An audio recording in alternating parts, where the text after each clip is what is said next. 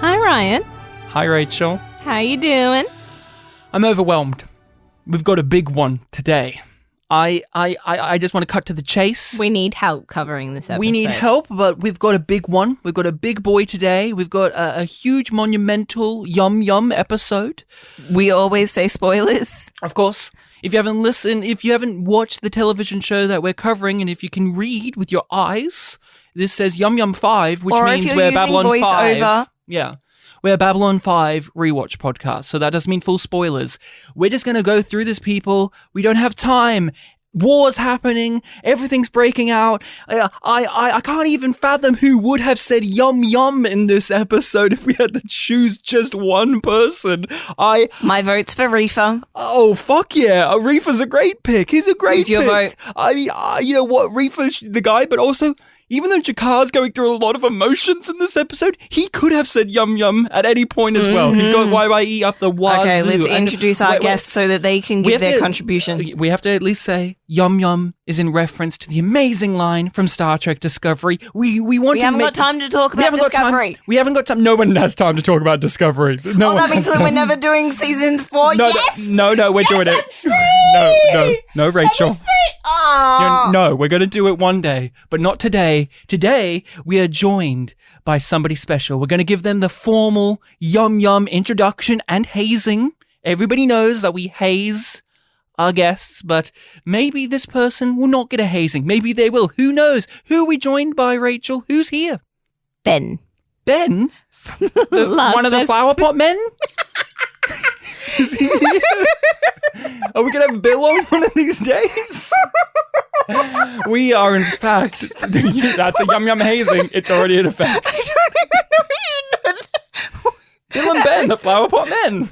Yeah, but would that make any sense to him? We'll have to find out. From Ben, from the last best Babylon 5 podcast. Hello, Ben. That was a lie. Hey, thank you. And no, I am not at all familiar with that reference. Well, you have to type it into your computer, Bill and Ben, the flower pot men, and you'll see that they are children's cartoon. Yeah, they're iconic. Ben. Yep, type it in, and you'll recognize them. You'll go, oh, of course, Bill and Ben. Iconic. And my, Chrome is already finishing it, and it's spelling it, with a hyphen television program, and there's an extra M and E at the end, so I know it's not from the U.S. No, not everything's from the U.S., Ben, but you are 1952. Oh, but it was rebooted in 2001. Yeah, a perfect time to bring him back. 2001, a very happy time for everyone. So, Ben, tell us who you are, where you're from, what you do, your podcast, all of that. Sure. Hi, everybody. So I am from, as mentioned, the last best Babylon 5 podcast. I do that with Sean and Steve, who were recently on this very podcast. I've seen all of Babylon 5. They have not. That's our hook. That's our thing. We all live in Chicago. And yeah, I mean, in addition to that, I stream video games, which sometimes I've seen you pop into watch. And Steve and I write a comic together, and I moved to Chicago to do improv and sketch comedy, which I did a lot more of when I was a little less afraid to, be in large rooms filled with people. Yeah. Not to say that I was performing to either large rooms or rooms filled with people. Or rooms. You just on the street. Just hazed yourself. That's the thing about these Chicago boys. They haze themselves. We don't even have to write any material. They just do it to themselves. So, yeah. Just out on the street screaming at people, I'm funny. And they clapped, and they're like, wow, give this man a career in podcasting. So that's where you are at the moment. You're doing your B5 podcast. Yeah, you said it. You guys are a first-time viewing podcast. You have seen the show before, but for people who listen to it, they don't have to worry about spoilers and any of that type of stuff, because you do a very good job, and I commend you on being able to keep the spoilers in. Although in the first first few episodes, you did routinely say Sheridan. So I did. We all have our lapses. We all have our lapses, but nobody noticed, except for me. And but you guys are great. You have a real great comedic leaning to your show. You guys do a recap format where you go through the scenes and talk about them and riff and have some fun and kind of just joke around and have a good time. And since you've seen the show, you can provide some good wisdom without spoiling anything for your fellow hosts who have not seen the show before. And you're their guide. Yeah. Thank you. It's been very fun. You said it. You have seen Babylon 5 before, so could you please inform us or give us a little bit of a deeper understanding of your history and relationship with the television series Becca? Yeah. I'm like mentally preparing the answer to Babylon 5, and then you throw this Becker thing at me. Because infamously, on your podcast, you did not know that Becca was a show, and you didn't know that it was not the series Benson, which was overshadowed by Steve, your fellow host, thinking that Benson was Webster. So please tell us about your relationship and history with the great Ted Danson classic, Becca. I mean, I know what I don't think I've ever seen an episode. I do know that that's where Terry Farrell went after Deep Space Nine. That's it. That's all I got. What? You don't know that it has the lady from Duckman, Private Eye Detective? From Duckman? Yeah, his sister-in-law. Who's in it from Duckman? She replaces his sister-in-law in Duckman. She replaces Terry Farrell because in spoiler alert for Becca people, the writers of Becca kicked her out of the show near the end because they wanted to shake up the status quo of Becca. And Terry got fucked again. It wasn't just that. It was also because they were like, oh, it's too obvious that these two will get together, so we're going to replace her. With a new character. And then they just put him together with her replacement. So Becca's a great show. I was going to ask, is Becker actually, like, I love Ted Danson. It's a great show. It's a great show. Okay. Look, Santa, the traditional greeting is ho, ho, ho. If a pretty girl walks by and you just say ho, she has every right to deck you. I can't wait for the last Best Becca podcast from you guys, so looking forward to that. But no, seriously, tell us about your relationship with B5. Sure. So when I was in college, I had this friend, Scott, who was this hardcore Babylon 5 fan who, if you brought up any other show, any other sci-fi show, he would say Babylon 5's better. Mm-hmm. And that would be to anything. So it's like I actually didn't get into Star Trek until well after that. But this was when I was going to college, was when Battlestar Galactica, which I'm an enormous fan of, and was we are on currently watching ourselves, Rachel for the first time, me for the second time, and watching B5 and Battlestar at the same time. It's interesting to say the least. Oh yeah, well, it's a very large difference in storytelling styles. I think, as you like, I think JMS has said that Ron Moore reached out to him when they were developing BSG, like for some input on how he put together his plan. And I mean, he absolutely didn't take any of the advice. And I love that show. Let's just say B5 has a lot of things to say about religion, and Battlestar has some things to say. That's how I'll put it. Yeah. Well, Galactica also comes from, and now we're getting afield. It's a remake of a show that was made by, I believe, a committed Mormon. Yeah, it shows. It shows. It's it interesting. shows. But yeah, so you were saying like you were getting into this sci-fi realm a little bit around this time, but you were not the biggest sci-fi like Trek fan or whatever in your youth, like you were kind of getting into it a bit later. As when I was a kid, for whatever reason, I missed, like, I saw Star Trek TOS and some episodes of TNG, like in syndication, but it wasn't something I closely watched. I really got into Sliders and then later Farscape because those were on the Sci-Fi Channel, and I was 13 years old, so it was perfect.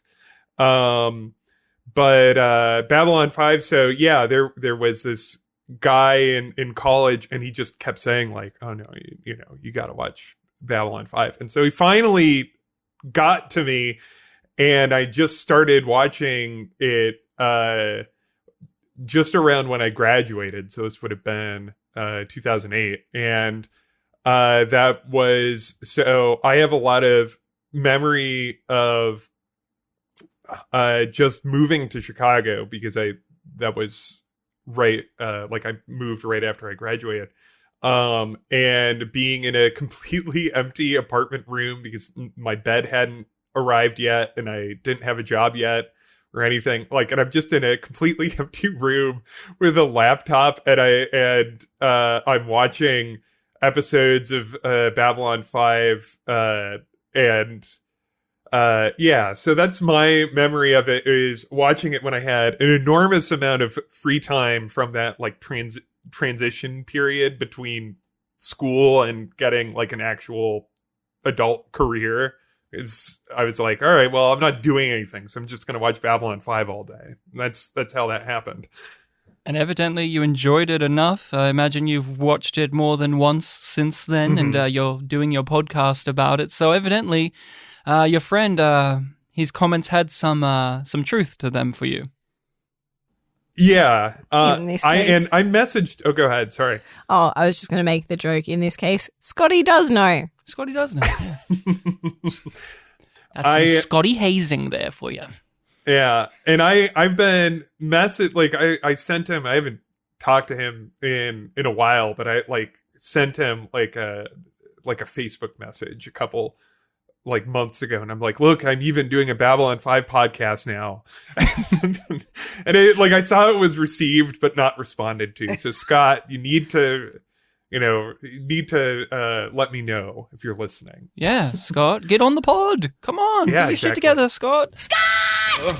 Ben, who's your YYE candidate before we go into the big things? Who's your person who would say yum yum? Because you've watched Star Trek Discovery. You know the yum yum moment. It's iconic. Oh, yeah, I do. And I think I'm going to go along with Rifa, because when I rewatched it just today, I was really taken. That's William Forward, right? Mm-hmm. That's the actor. Yeah. I was really taken by just how much fun he was having with that performance. He is so evil in this episode. He's an underrated character and performer in B5, I think. Rifa's fucking amazing. He becomes a literal ham in this episode. Oh, he's fucking rigging his hands with evil.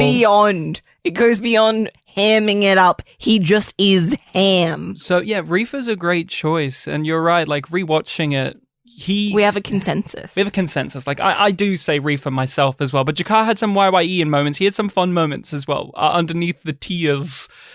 The Yum Yum scene for Jakar is the scene before Franklin comes in, and he has that like extremely theatrical monologue. Where he's looking at the TV screen? Yeah. Yeah, that has intense Yum Yum energy, absolutely. But Rifa, I loved watching that actor's hands. Like, he kept waving them around and doing all sorts of stuff. It was wild. Like, I really, really just zeroed in on him this time I watched it. And I'll say, too, to give Rifa some credit as well, the actor, William Forward, he, I feel like out of every Centauri, including even Peter Jurasik, he's the one who really knows how to use his head to emphasize things with the hair. Like the way he holds his head really kind of gives you a lot from his character, because the way his hair is, he really knows how to work the wig on that head of his to really emphasize some points. Yeah, it's very interesting. I've never thought about it until this rewatch as well. And I was also looking at his hands. But let's get into The Coming of Shadows, Ben. We have given you the DVD description. What does it have to say about this one? The Coming of Shadows. He comes in peace, but brings conflict.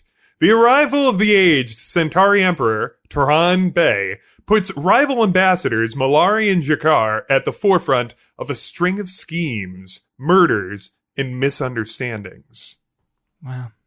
This is Coming of Shadows. It's the one that's on the DVD cover, so you know it's going to be important. It's the name of the season. I'll go into my history with this. I remember being absolutely...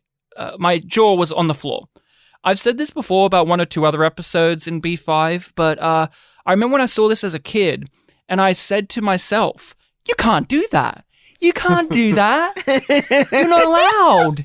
Sci-fi shows. This isn't fair. Sci-fi shows aren't allowed to do these big things until 5 seasons in, or if they're a show that they know that they're going to get cancelled. So they really want. This isn't a finale. This isn't a show that's about to be cancelled, like Space Above and Beyond or Firefly or something. And this is season 2, episode 9. You can't do this in the 9th episode of 22 in the season. I was just. My jaw hit the floor. I was also like, you can't turn the comedy guy into a mass murdering villain. You can't do that. Quark is funny. So Quark, like, I relate DS9 and all these other characters who, like, they're funny characters, they do bad things, but by the end of the episode, it's washed off. And you don't care that Quark wanted Major Kira's image for a sex program because he's a lovable lad. Here, it's just or he wanted to kill Dax for the symbiote. That one... I always have difficulty understanding Quark coming back from that when he nearly kills Dax. That one, every time I'm like, I have to erase this episode in my mind in order to understand them keeping Quark around. And I was just... I didn't even know how to process this one when I first saw it because there's so much being set up clearly. And that's another thing too. I was like, you can't keep setting things up. You can't keep doing that. You gotta have answers to things. You gotta be like, because this was also, I grew up in the age of Heroes and Lost, in which I was bamboozled and fooled into thinking that questions will get answers that are satisfying. So I was also like, you can't do that. This isn't gonna work. I was in disbelief. I was in awe. I was in shock. This is too much. It was an overload. I also felt like, am I watching the same show? Because every single element was at a 10, and even with shows I like Quantum Leap and Deep Space Nine, even with their greatest episodes, I would never say that every single thing felt like it was at a 10. And I say that obviously in the context, B5 is a lower budget show. I understand that, special effects and some of that stuff isn't going to be a 10 by today's standards, but you know what I'm saying? In the context, they're giving everything's it a 10 out of 10. Clicking into gear. No way. No, this can't be. And so that's my reaction in history. What about you, Rachel? You saw that this was on the cover of the DVD, and you knew with Signs and Portents being on the previous DVD cover, this was going to be a monumental one. I knew that it was going to be a turning point. And like you, I was overwhelmed.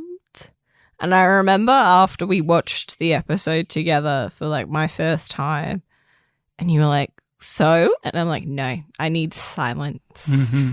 I need to stop and digest and maybe immediately rewatch it because I'm like, I know that there's a bunch of things that I missed that are going to be important because it's so full.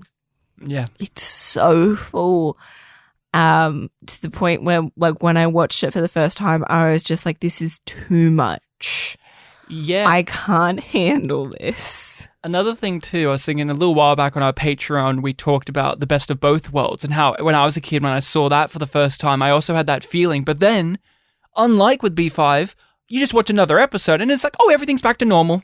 Everything's back to the way it was. Picard's doing his thing. That part 2 is not the equal of part 1. No, and then family is kind of equal, to part 1. I love family. Family's great. But there are people that hate that episode. People are stupid. It drives me nuts. People are stupid. Yeah. But people can be wrong. After family, it's all back to normal. All of that thing. Yeah. Well, here, it's not back to normal. We've got an actual war. We've got actual consequences of the episode. And again, the reaction was, you can't do that. How fucking dare you? I was shocked, angry, all this stuff. What about you, Ben? You were saying you were watching this in a period of time where you just had a lot of, free time available to you. What was it like? Do you remember what it was like sitting down and watching this? I remember, and what a lot of people will say to someone starting out Babylon 5 is, and I know you'll like roll your eyes at this, but you know what they say when you're starting Babylon 5, which is like, well, you know, it doesn't really get good. You know, you have to eat your vitamins, eat your vegetables, and watch the first season, and then and so I dutifully I watched all the first season, and I enjoyed it, especially like some of the bigger episodes there. And then I'm watching the second season, and it's like, oh, you know, this seems like the production. And then this is, as you two said, like this is an episode where like it kind of knocks you out, because not only is it kind of in the tradition of the big episodes that have like Chrysalis and Babylon Squared, yeah, like in those, I think this one even more so, like this is a culmination of not only like everything that they had kind of set up to this point, but it was also, it feels so confident in a way that those earlier episodes didn't necessarily. Not to say that they were bad or not fully formed, but this really felt like a genuine statement of purpose for the show. More self-assured. Yeah. Absolutely. News of the work you're doing here has reached even the royal palace on Centauri Prime, and I'm deeply moved by the knowledge that you would choose to stand in harm's way in the interest of peace. Thank you.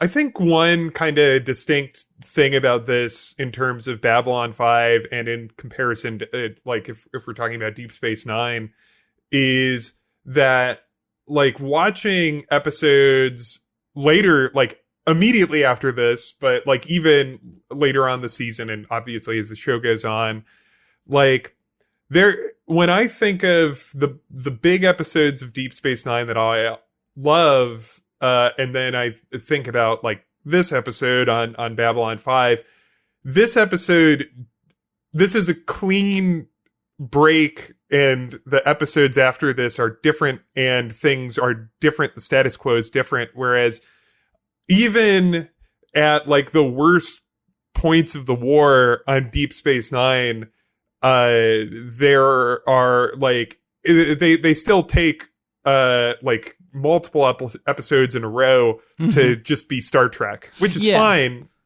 But like, and obviously there are just kind of fun one-offs and stuff like that to come on Babylon 5. But I think that the war shadows in more on B5 than it does like in Deep Space Nine, and it's like kind of just non-plot episodes. As someone who grew up with a lot of these shows, the Voyager being a great example, Enterprise, another one, but also before BSG, there's like other shows I can think of that I would grow up with where there were genre pieces.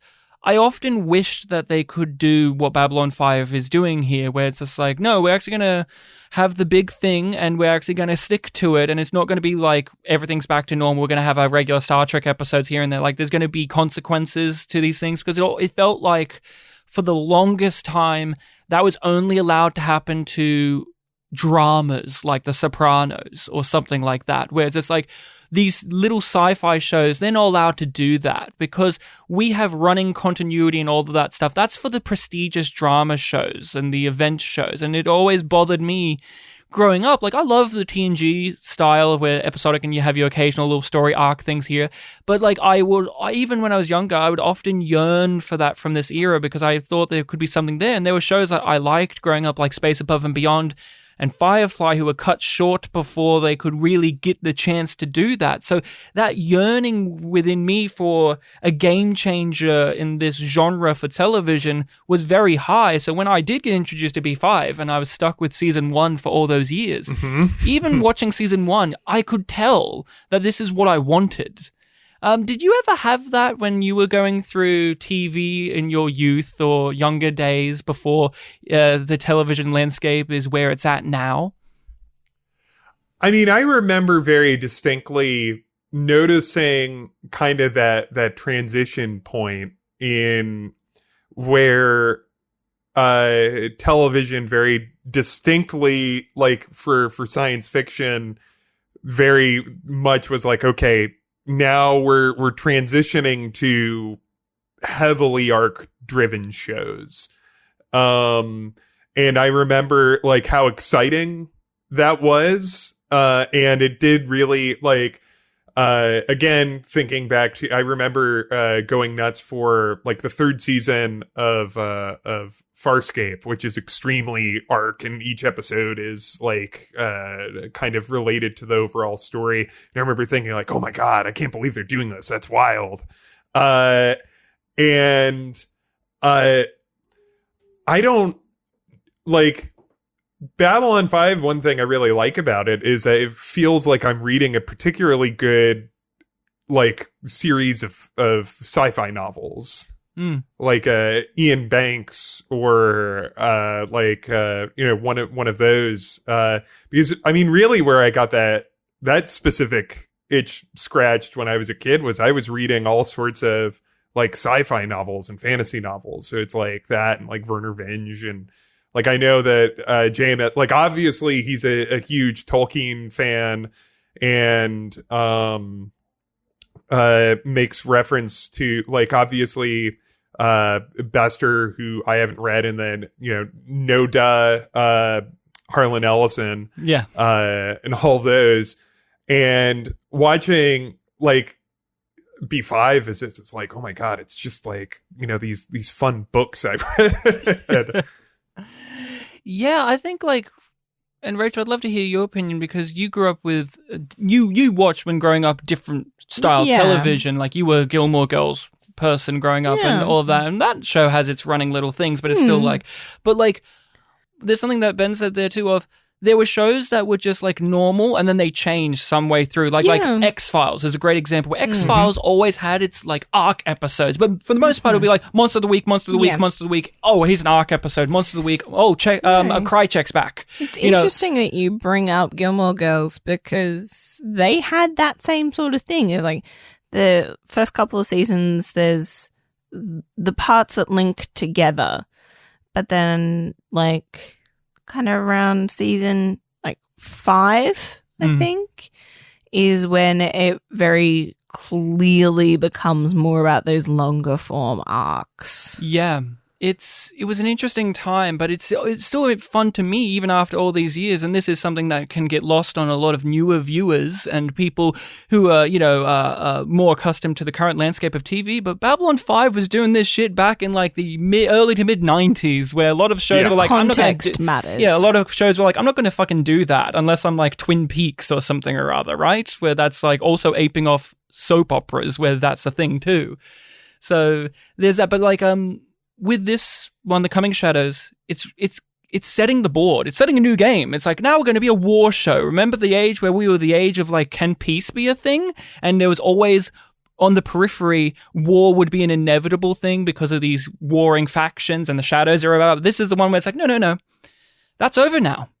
We're a war show. We're going to have like battles, and we're going to have characters like actively be enemies to one another in our ensemble, which is also something that I think is very fascinating. Is like Gul Dukat in Deep Space Nine. He's a recurring character, but like he's not one of the main cast members who's like actively at war with one of the other cast members. Like he's a recurring villain, but like in this, it's like Londo and Jakar are like two of our main guys, and now they're actively going to be like at war with one another, which was also something that drew me in when I first watched this. I was like, you can't do that.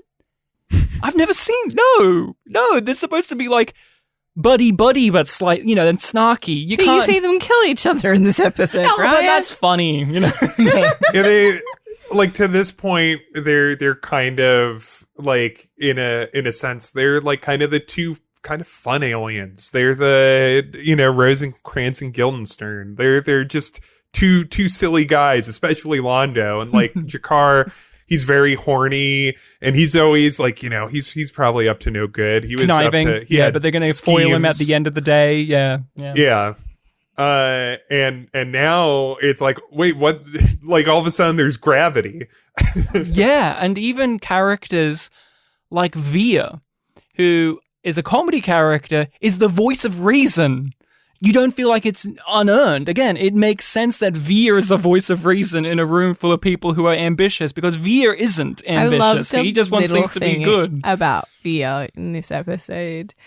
So, like, obviously, Veer is Londo's attaché and helps him, like, with his affairs, but also kind of with literal housekeeping stuff and, like, pouring drinks and stuff. I love that he refuses to touch Reefer's cups. Oh, at the very beginning and then at the end. Yeah, like, he's just like, I will not, like, this is my job and I refuse to do it for you. That's, I think, like, that little bit of insolence of, like, Veer refusing to be courteous towards this man that he knows is evil. Yeah. He stares daggers at him the whole time. And I love, even at the end, when everything's hit the fan, when Reefer and Londo are talking, you look at Veer and he's just staring off into the middle distance. Just like, he's the guy who's like, I'm seeing everything that's going to happen. Like, he's the only one in the room that's like actually like thinking about this and being like, fuck, this is bad. We're damned. And it's just like amazing, right? Everybody's on form. With the Veer thing too, I love him as an attaché because he's like the one attaché who actually isn't just a shadow of the ambassador that they serve. Like, he actually has disagreements and he has his own morals and principles, and he doesn't have a crush on Londo. Yeah. That has a very unsatisfactory and bizarre end. Or he's not just like another I version. don't know why they did that with Natoth. Yeah, very weird. No. But no, like, he's the attaché who disagrees with their ambassador openly and actually has like convictions. And that's what I love about him in this episode is, I have in my notes here, Veer is right. That's my note. Just Veer is right. What do you think about Veer here, Rachel? I mean, again, we're talking about in the context of like when we first saw it, but just in general, like, Veer has been a comedy character. And here in this episode, he's the one, like, he's the guy that's just like, don't do this, please. No, he's like, I will still do my job. Like, I will go tell Morden, I will bring him back. Like, I will do that, but I know this is wrong.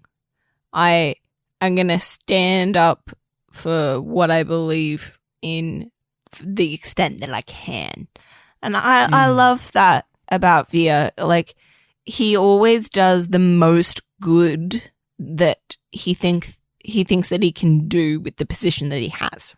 I do love that the series challenges that, though. Like, later this season when he apologizes to Jakar and Jakar doesn't accept it. And it's like, it makes you question this moment here because it's like, yeah, it's good that Veer objects, but like, Veer's still the guy who sends the message. Yeah. He has accountability in the war. Yep. Isn't that funny to think about? Like, we're talking about Veer's like the good guy, but Veer's the messenger boy. He's the guy that goes off to send the message that starts this war. Which is why it's so great when he has that kind of conversation with Jakar later, because it's just like, he does have blood on his hands. But like, we, the audience, don't even fathom that, because here we nod along going, yeah, you're the good guy. But at the end of the scene, what does Veer do? He still does it because he thinks that's what he has to do. It is nice that the show doesn't entirely let Veer get away with his complicity here, because it's like, I think to an extent, like, it's like, you know, he's sitting there and he's saying that's bad, and as you just said, like, he still does it, and that's kind of something that the show wrestles with quite a bit. Like, is how much is, like, so at the beginning of this episode when Jakar is protesting the Emperor arriving, like, Sheridan's like, well, he's going to come and you should have a conversation with him. And Jakar's like, why would I do that? Yeah. And to me, that feels kind of similar. Like, what is the weight that we like put this complicity, like, how complicit is Veer here? Like, and how much can, like, Sheridan asks us, is like, how much can Veer help? Is this like a Mother Night situation where, like, well, if he sits here and he pretends to be nice, then eventually he'll be part of the problem anyway? or like does standing there and trying to be a good conscience for Londo eventually lead to a better future? Like, and it doesn't give you an easy answer, though it kind of does. He wants to do does get as much as he can without losing his job. Like, he's not willing to step over that line. The big recurring thing in the episode, and I would say the series as a whole, is the power of choice and how people think that they don't have one. And Veer thinks he doesn't have a choice here. It's his job. He's like, I will do the thing because that is what I do. I am the lackey. I am the messenger boy. Anyway. Londo will do it anyway, so I will do it. And thankfully, like, they do hold him accountable. And like later, when Veer gets power himself, he does things that are good because he remembers the accountability and the complicity he has here. Even though he did the right, like, we can go, oh, that's noble. He stood up and said, no, don't do that. It's great that the series kind of looks back on it and goes, yeah, that's good, but is it good enough? Like, is that good enough for the Narn? Yeah. Is that good enough for you, the viewer? And it's like, great, because when I'm watching this here, I get a bit choked up and I go, yeah, fuck yeah, Veer. But then there's a little part of me as someone who's rewatching it going, but is that enough? Londo, please, please, please. I know you don't listen to me, but I'm asking you just this one time, don't do this. There's no turning back once you start down that road. Do I have to go find him myself?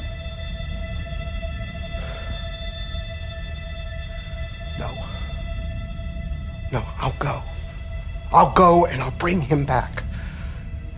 And someday I'm going to remind you of this conversation. And maybe then you'll understand. The dramatic range that Andreas Katsulas as Jakar has to go through.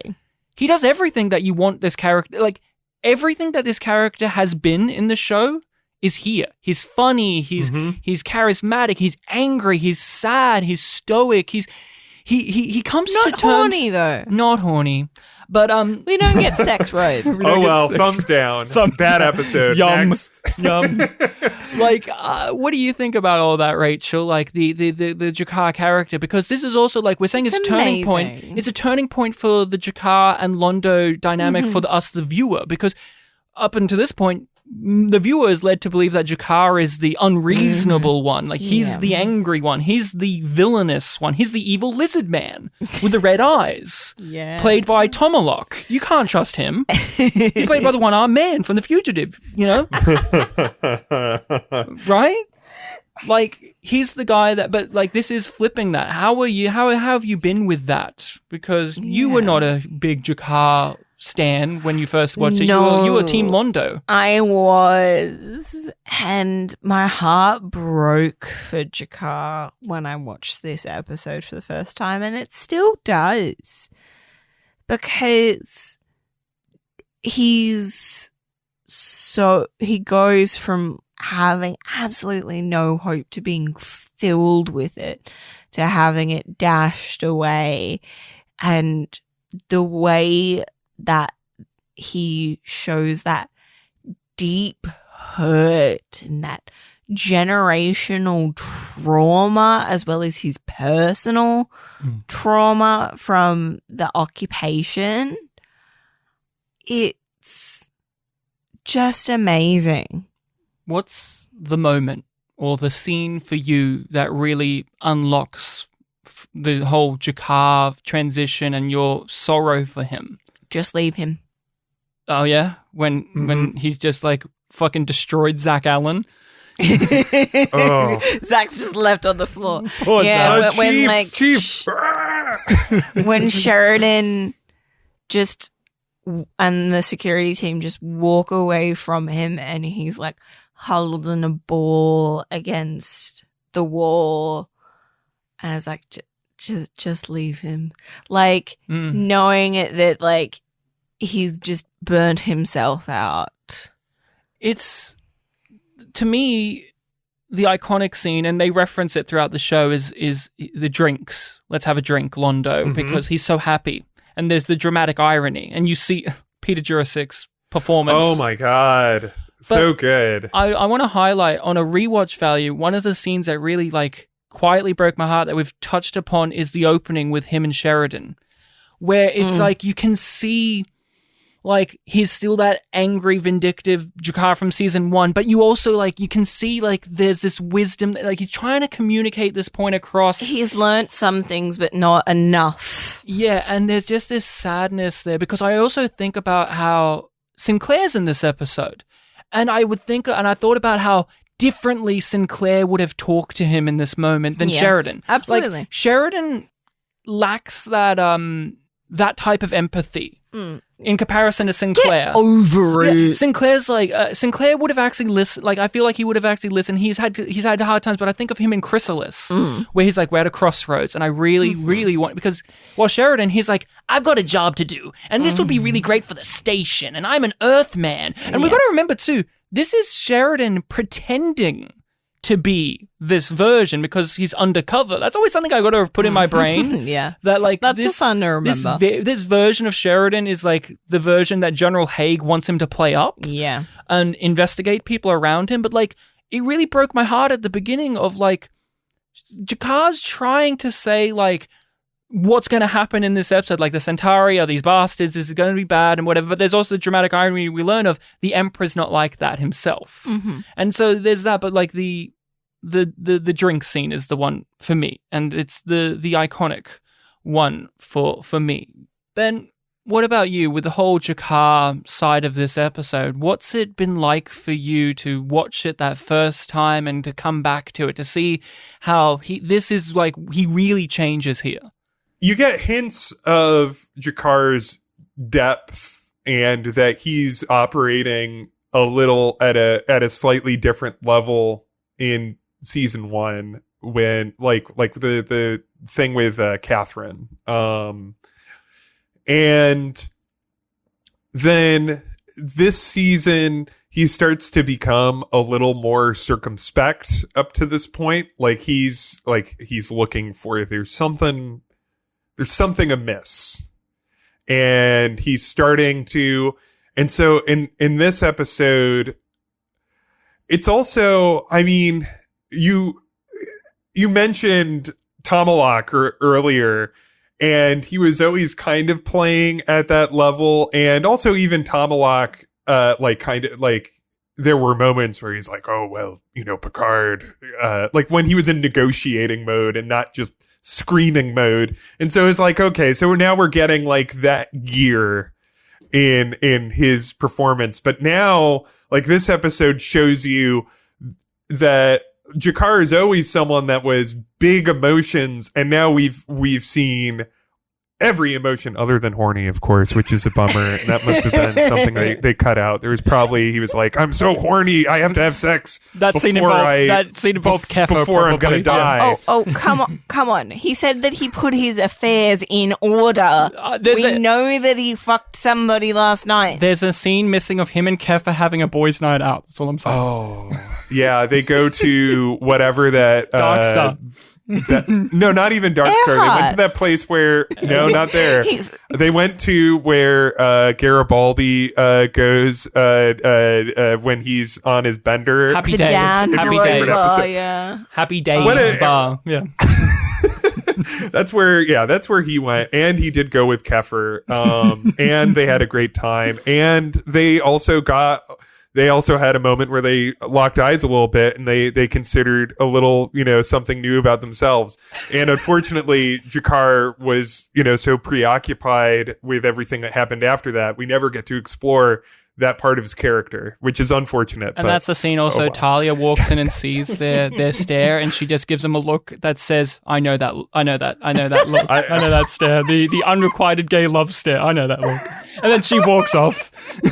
Do you know what it's like when telepaths make love, Commander?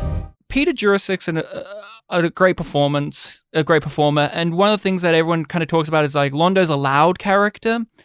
But the things that stick with me from Peter Jurasik's performance is when he doesn't talk. The looks. That's all you need. Even, like, his looks are so haunting in this episode. The drinks, the look on his face, like, his eyes are, like, moving around, like, he's figuring it out. Like, he's like, oh, my God, what have I done? I have become death, destroyer of worlds. Like, he has that look. And this is even before the long Twilight struggle in which he actually really has that look.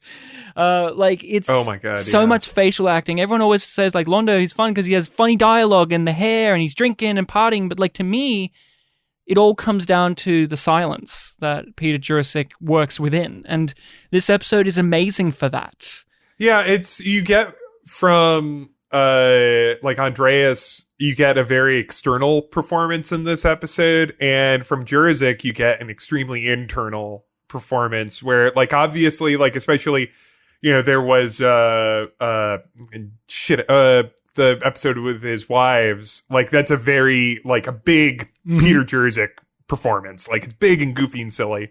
And in this one, it is a lot more kind of subtle, especially as a counterpoint to because those two are always going to be that. And so it's just like this just haunting, like, Greek tragedy of, like, I am walking down this damned, what he believes to be a preordained path. And yeah, it's spectacular. Yeah, it is. And that's the thing too, like, they as characters are a counterpoint to one another, but that's the thing about Londo as a fun, like, what I love about Londo is he himself feels like a contradiction, because it's like, he's this loud, brash guy, but then it's like, but also he is capable of quiet introspection. Like, we think of him like he's a very external character, but no, he's also a very internal character. And again, in a lot of these shows, it feels like, of this era especially, those type of characters, like, we say it, Quark, or God forbid, even Neelix, like these over-the-top characters. or Phlox, right? These over-the-top kind of wild characters, they are always that, and it's only a very special episode in which we can get those little, like, nuggets of nuance of like them being a bit more introspective. And Londo has had those episodes, but, like, there are just so many episodes in which it's like he's both. Which is here. Like, he's very, like, he can be very Londo-y in this episode, but also, like, he's afraid all the time here. Like, that scene where he's like, Via, you and I agree on something for once. Like, I did not like this conversation about doing all these political coups and schemes. It grosses me out. Rachel, you were team Londo. We all love Londo. He used his dicks to cheat at cards. Yeah. Walk us through the Greek tragedy of Londo for you, and how this episode was like, no. Remember in Chrysalis how he killed 10,000 people, and we kind of like, maybe he wasn't accountable for that. This one, he's accountable. Yeah, it's a very active choice. It's just like, but he has no choice. He said pick any target. Let's go after this one. Yeah.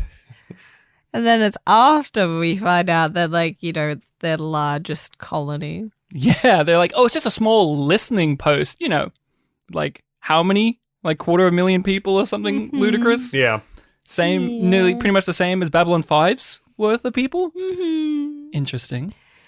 But sad. What did you think about the show's flipped it, where it's like, unequivocally, Londo's a villain? It feels earned. It's just like all of these parts of Londo that are on display we've seen. We know what he's like. We've seen him do things like this already. But there was hope that he would make another choice.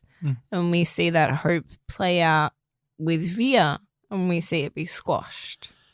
Why is he still a character you want to root for and follow, or even like? Because this is like morally reprehensible what he does. He starts a war. But I understand why he does it. Yeah. And, like, that goes a long way for it enables a connection. At this stage, I don't like Londo. But I know Londo. And I am kind of like Via of, like, I know you have that little bit of goodness inside you somewhere. Yeah. And I want to stick around and see if that gets to come to light again, or if you are too much in the darkness? For me, there's several factors. It mainly comes down to the fact that underneath all of it, he knows it's wrong. And that makes it that he has a shred of humanity. And that is great because he has the counterpoint of Reefa, who is Londo without a moral compass. And so you have him there to be like, this is what Londo could actually be like. The guy who's Mr. It doesn't matter for immortality. Londo actually has this shred of decency underneath it all, but he just keeps making these choices over and over again because he thinks there's no other ones available to him. So I still root for him and like him because I think that one day he'll finally wake up. Another thing that I think is important, and we roasted Star Trek Discovery for this with George O, is the show knows he's bad.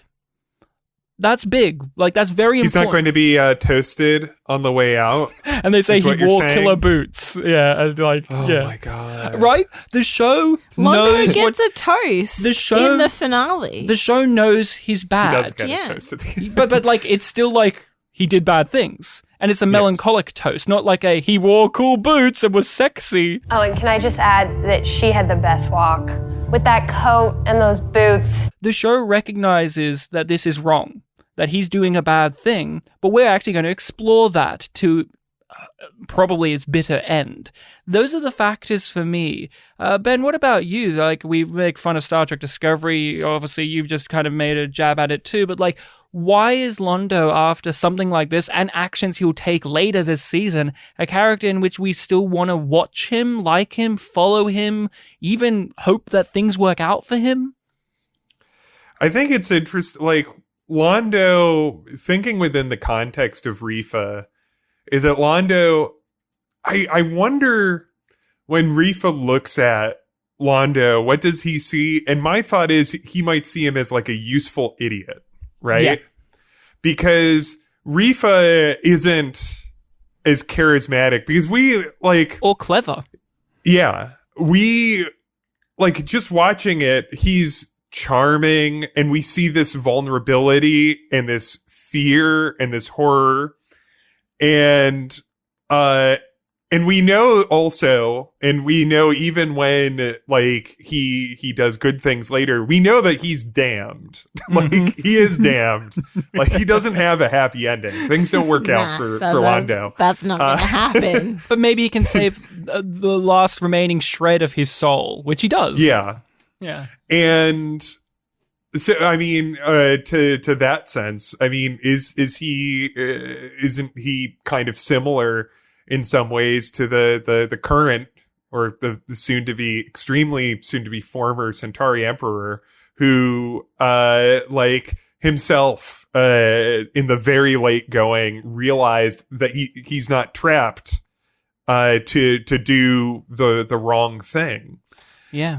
And you see Londo, and this is something like Rachel said earlier, is that this isn't like all the pieces are there. All of like, this isn't a surprise. Like you think of like we're dunking on disco and stuff like that, which there's a lot of kind of contemporary arc shows which will throw a big twist at you, and it's like, oh my God, I didn't see that coming. And you didn't see it coming because it's just to shock you. But everything was there. Like you look at this and Londo is someone from the beginning that all like what he wants is what they had, and what they had was horrible. Like was monstrous. And that's all he wants. And then he begins to be surrounded by people who are like, I can give you what you want back. Yeah. And so he tries to take it. And then for that, he's damned. And he realizes, another redeeming factor is he realizes along the way that the thing he wanted, the good old ways, the good old days, is something that one should not want or have. Like there's consequences, there's blood shed. You're not going to escape that, Londo. That's another redeeming factor. And you guys said it on your episode. It was really striking to me and really hit a chord of, you know, it's set up like Jakar is this guy. You can't trust him. But Londo's this lovable guy who just yearns for the good old days. But it's like, in reality, those are the fuckers that you should worry about. Those guys. Those are the ones that are actually the more insidious ones, the ones who want the things the way they were, to regress us. You know, it's not a surprise to say that, like, you know, this is not particularly the best time for the world. And I think the show has a very interesting and mature, I don't know, insightful perspective on how these situations begin, who enables these situations, who like the instigators are, and how, like, you know, good people, our close personal friend Zach Allen, how they get all like wrapped up in this and find themselves in too deep. And I think like that's a thing I really value watching in watching the show, is that I think it has a really interesting perspective on all of that. Did the right thing, Zach. You know, everybody always says that. I don't know who means it anymore, but yeah, this time maybe I did. We've got a lot of stuff happening, and Sinclair's here too, by the way. He's on the TV screen and talking about another moment in which, when I saw this, I said, no way. Oh, absolute. That, yes. Oh my God. Like seeing it, because yeah, you're just like, no, he's not coming back. He's gone. That doesn't happen. Yeah, he was the lead guy, and he left. And when we watched it back in the day, we didn't know why he left, and we were like, oh well, you know, we got Sheridan here. He's the new guy. But then Sinclair, hello, old friend, and it really was a shock. I couldn't fathom it. I was like, is he going to be coming back more? And then he kind of does, because I had let him go. I was like, oh, well, you know, Sinclair's gone. You know, I knew. Yeah, it happens. Actor's gone. Oh well. Yeah, actor's gone. Maybe, you know, it's. But then also, in all fairness, why was it such a shock? TNG did that with Tasha Yar. With Tasha, yeah.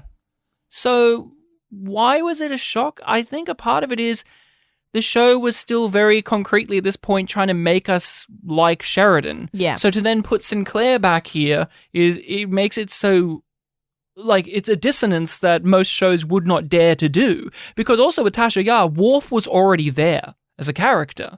So we didn't need to warm up to Worf. We already had him there. But, like, yeah, that was a thing. Like, how was your reaction to seeing Sinclair pop up, Rachel? Because you kind of knew that he would have a storyline that would... Yeah. I knew, and you knew, like, you his gave story... me that. He does get a conclusion. That's how I said it. Like, he gets a conclusion. I was like, oh, yay! And that's still my reaction every time that it plays the hello, my old friend. Hello, old friend. What do you think about what he's laying down here? Oh, I love it. He's like trying so hard to give as much as he can. Mm-hmm. And you only appreciate that on the rewatch. And it's awesome to go back to that scene, because I remember what it was like to be in Garibaldi's shoes and hearing that for the first time and being like, what the fuck? Rangers. That's just a fucking bunch of fucking bullshit, Jeff. What are you doing to me? What are you doing? You're laying down. What are you doing to me? You're laying down new storylines. We've got so many, Jeff. I thought we were done with your storylines, Jeff. How could you be? Again, this episode is a lot of like, you can't. But then when we all rewatch it, we sit here going, but they did. And they followed through on that, huh? Yeah. How nice is that? Like, again, another thing. Fuck, they followed through on something? Whoa, crazy concept to believe, but it is one that happens. I mean, Ben, you reacted to it. It's like the old guy's back. And that's something that, like, yeah, you don't feel like you get a lot. And all the stuff he was putting forward, like, what are your things about what Sinclair is up to? Like, the fact that the show says Sinclair, although he's not on the station anymore, he's still out there implementing change into the universe. Like, he's still out there being a protagonist, but just elsewhere. I think one of the other kind of, I think why it's a little extra shocking is that the show sits on that surprise. Like, they they got whatever permission you need from, I get like Screen Actors Guild or whatever, so his name doesn't show up in the opening credits, like, or like in the you know. So like it's a bit of an extra surprise. Like you don't see that credit until the end, and it is funny because he says like they're my eyes and ears, where you see them, you see me. And to me, that's kind of like a little bit of saying like, yeah, he'll, as you were just saying, like, yeah, he's always with us. He's like Jason Ironheart and Talia. Like he's always just sneaking around. And they said, and I've always missed this because I always forget when I'm watching the episodes before this. They said, and maybe you two spied this, that there are Rangers like kind of in the background of earlier episodes. I always forget that until I get to this episode and I'm like, oh shit. Yeah. I forgot to look out. They are there. Yeah, I forgot to look for Rangers. Well, I did notice because, again, being stuck with season 1 for so long, I used to just pay attention to background details like, oh, Pak Mbryo were always kind of in the background. How cute. Like, those details. Oh, look, Drazi background. Cool. Like, so I kind of did note them down, but I didn't think that we'll get an answer. I just thought, like, oh, Babylon 5 just has things in the background, like aliens, or like in season 1, every human wore little hats all the time. Stuff like that. And it's like, okay, sure, you know, whatever. And then I also miss that. I guess when we rewatch for the podcast the show a second time, so Steve, I don't think that's going to happen, but no, do it. Steve and Sean, so they could have the full context. I'll be like, did you notice the little hats? But yeah, like they're always wearing little hats and it's indoors, so that's weird. But yeah, like, it is weird. Also, like, why does Delenn have wind chimes when there's no wind? Like, it's inside. They're mystical wind chimes.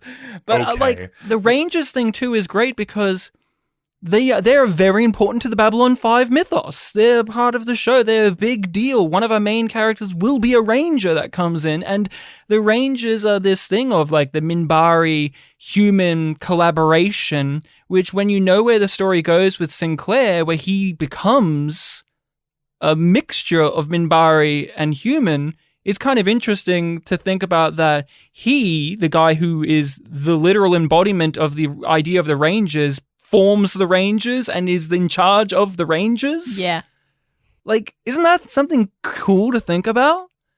Like, the whole mixing of their souls and their little badges and pins or whatever, but that Sinclair literally becomes that because he gets to be a hybrid guy? That's cool. I'm thinking about it also just as, like, and this is probably a very obvious thing that only now I'm putting together because you're saying this. It's like, oh, he's like Delenn. And I'm like, oh, right, duh. Like, it's like, oh yeah, he's just like Delenn, just in the other direction, right? Yeah, okay. Right. And it's like, yeah, that's pretty obvious in the text, but now I'm like, oh yeah, he's like Delenn. Yeah, good job, Ben.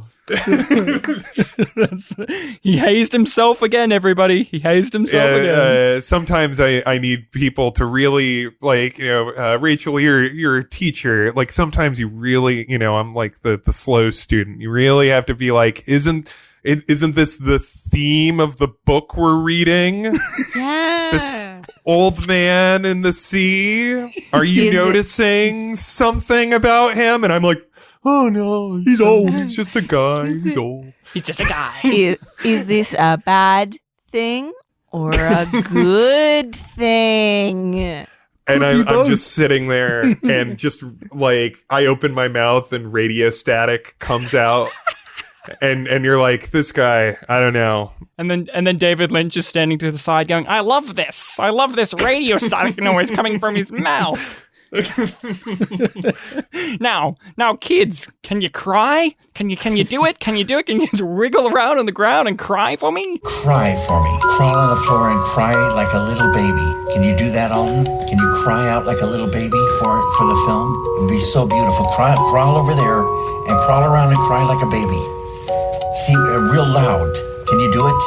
Can you do it? Can we just appreciate that Babylon 5 asked us to have patience back in the day? Like, if you're watching this back in the day, his dream, lots of it's like you had to wait 2 to 3 years to get any payoffs to his fucking dream. Isn't that, like, something to really behold in the landscape of what was the 90s, of where, you know, you may not have been able to see that episode and you might have missed it and you didn't have a chance to buy the videotape version of it, or your friend didn't tape it that week. Like, it's asking a lot of you, this show, especially this episode. Like, what do you think about that, Ben? Like, we're in the age where it's like, oh, we can just skip to the next one and we can read the wiki and all of that. But like, you grew up like we did in that time where it's like, remember when you missed your favorite episode, like your favorite TV show, that episode, and you just had to like hope that one of your friends could tell you what happened in it?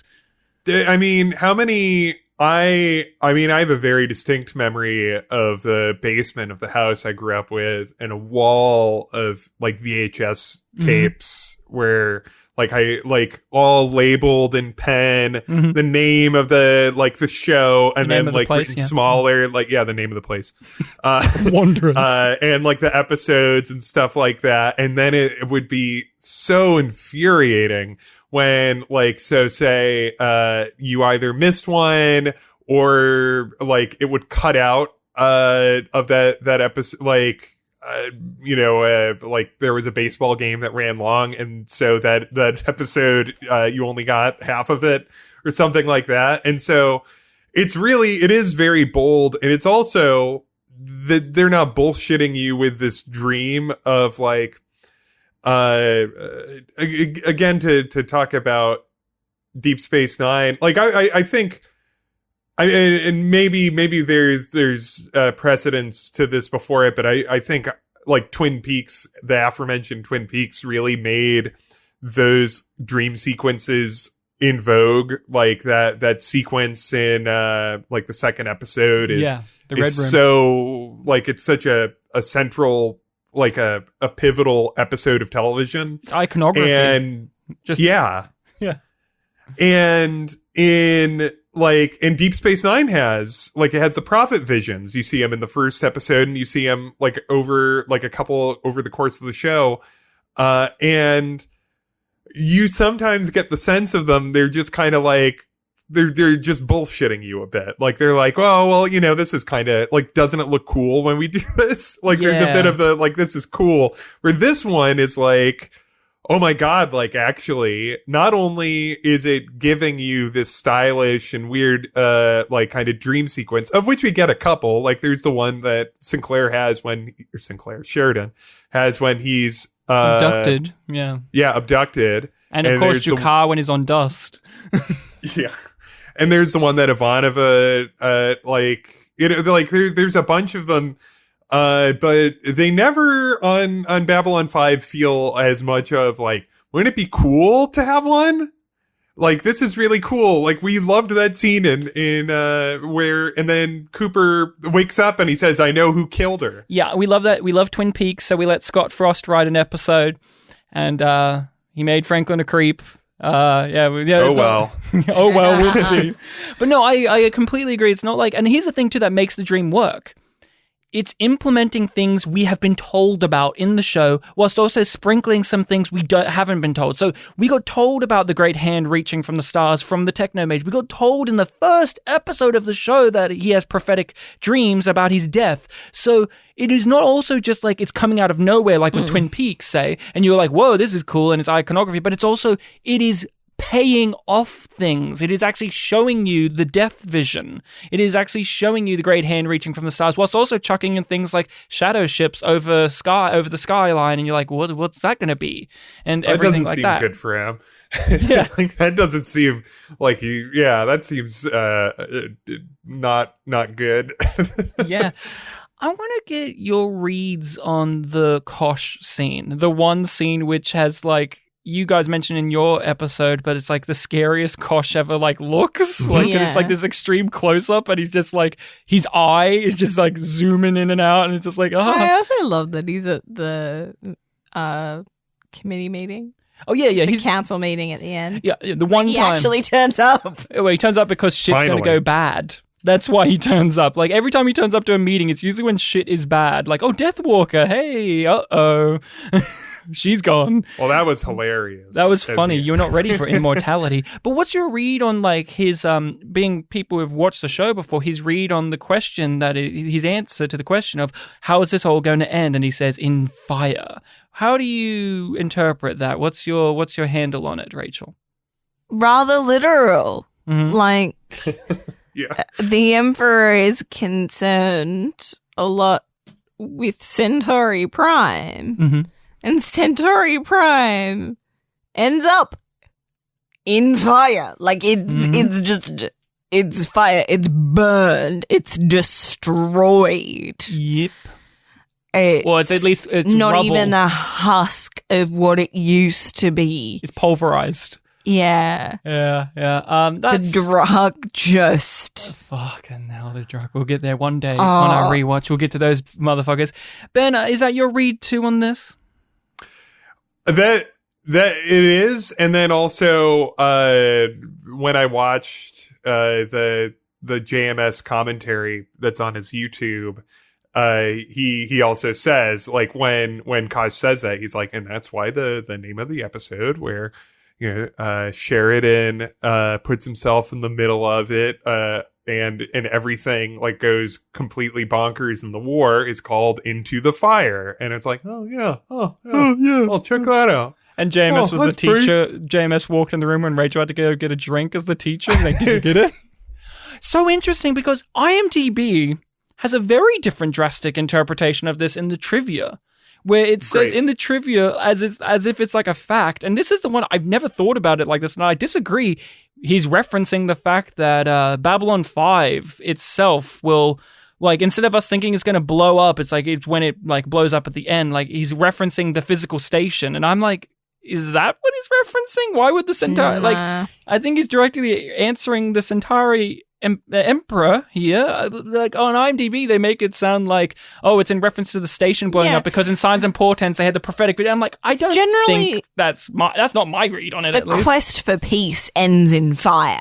Yeah, I also take it on literal, like, the Centauri ambassador, the Centauri Emperor's like, how's this going to end? And I just think of, like, Londo looking out on the city in flames, and it's just like, I mean, to this IMDb person, and I know you're listening, I disagree, because also the Emperor isn't asking, how does Babylon 5, the station, end? That's not what the question was, or the show. He's because in that case, Kosh would say, with a photo of the staff of Babylon 5. And it's an ISN report the entire time. Yeah, like, that's what Kosh should have said. He should have said, well, it ends, like, kind of like in a Shaggy Dog way, because the 5th season had a whole bunch of problems, and then also there were all sorts of plans for Crusade, so they started to build that up in season 5, and don't even the people watching at the time would have been like, this is the most loquacious Kosh has ever been. And Kosh then you hear him take a breath, because he's got more to say, and it's not the like, warbly. And then Claudia Christian leaves, and we never really get an answer why that is. There's and then very he warbles and says, and then there's the Lost Tales. Let me tell you about those. And then the Emperor's like, whoa, my hearts can't take it. And then Kosh says, okay, take a breath. The CW. So he just gets into how there's a reboot for the CW in the works. The Legend of the Rangers. So this other pilot, maybe, and it was really bad, but also it probably didn't get picked up because it also aired like a month after 9/11, you know, like. Yeah, and then Kosh just takes a big, deep breath, and then he says, okay, so there was these unaired scripts of Crusade that got into what happened at Leda Alexander. And he's like, and also we had Walter Koenig that was supposed to show up in one of those. And can you believe that we wasted Gary Cole? And the Emperor goes like, Gary Cole, he's a great actor. And Kosh goes, I know. It's like we had Daniel Day Kim before he was a big deal. And then the Emperor looks at Kosh in his big goofy eye, and then he says, what happened to Catherine Sakai? And then he goes, well, let me tell you about this one book that JMS's wife wrote. So it gets into it where she travels back and it's just like, oh no. And then there's another IMDb trivia. It's like the Ranger had 3 data crystals that we just didn't see, and the third one was for Catherine Sakai. I'm like, okay, shut up, IMDb. I've had a lot of issues with IMDb. What is that? Is that in a comic book? Where the fuck is this about? JMS probably said it on a Lurker's Guide, and people are like, that's canon. Citation needed. Citation needed. I've had a lot of back and forth on IMDb. I made sure to put in the trivia that, Gropos, Lou's last episode. We all miss Lou. Hey, he wasn't in this one, but would this episode be better if Lou was here? Yes. Yeah. Next. But he would. Next question. It would have been a slightly more like, Jakar has already broken a stone table. Flipping Zach, not that impressive. If he did if you could flip Lou, now that's strength. Like Zach and Lou, one over each shoulder. Oh boy. And you see he dislocates his shoulder that Lou's on because Lou's just so strong. He has that O'Brien strength. I just kind of want to talk a little bit about the pacing of this episode, because it just does not it's just bing bing bing bing bing it's in relentless. a way that that the show a lot of episodes kind of feel the last act sometimes feels a little you feel oh, I thought we hit the end and now everybody gets a little bit of an epilogue, and this. There's none of that. It's just there isn't. I mean, where would you add Lou other than for Jakar to flip him over? Because there is really no space in this episode, which is why Kefir's obviously not in it. Well, he would be in the Kefir scene too. He's just eating a burger at the bar. And a Zoom burger, yes. A Zoom burger. And Garibaldi's just ordering a suicide pizza and all of that. And yeah, it's you're right. This episode is relentlessly paced. Why does it work though? Because sometimes you have we say it a lot because we're former Star Trek Discovery podcast, but Star Trek Discovery is the Yum Yum episode is fucking relentlessly paced, but it's it makes your head hurt and you feel sick. How come this works? Well, because I care about the characters and I know who they are, and there's cogent people have reasons for why they do things. Because it's good. Yeah. I think it's also because nothing snags. It all makes sense. It all makes sense and it flows together. And we discussed the tonal variations in Jakar specifically. But the episode itself has a broad range of emotions and tones, and you are taken on the journey with all of those characters. So you get to go through those highs and those lows, and from a dark moment to a funny moment. Yeah. So you don't, you still feel the weight of it, but you aren't dragging that weight. They'll kill everyone, don't you understand? They've done it before, they'll kill everyone! Then you're gonna have to decide what's more important to you, Jakar. Revenge or saving the lives of your people. I think spotlight time. We're going to talk about the Emperor himself, Turhan Bey. He is here in this. He will return in a season 5 episode as a Minbari, which were his last 2 roles. Yeah, on screen. We're going to talk about his performance first. Mm-hmm. Not since Theodore Backel as Ivanova's rabbi have I just believed that this is a real person. Yeah. There's lots of great guest star actors, but this guy feels like this is he's a real emperor who's lived decades and has made bad choices or no choices. He walks into this, the episode opens with him. And I was just nodding. Yeah. I nodded my head going, and him, the Prime Minister too, Prime Minister Malachi. Oh yeah, good. Both of them are pros.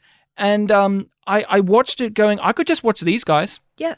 I could just watch a show of these two old men are we just going back and forth. stay on Centauri Prime for a little bit? I'm okay with this. I don't mind this idea. It's the greatest compliment I can give to a performance, especially from a guest star who's a one and done, is they felt like a real person with like wants, needs, desires, and like they lived a life outside of the 45 minutes that we got to spend with them. Yeah.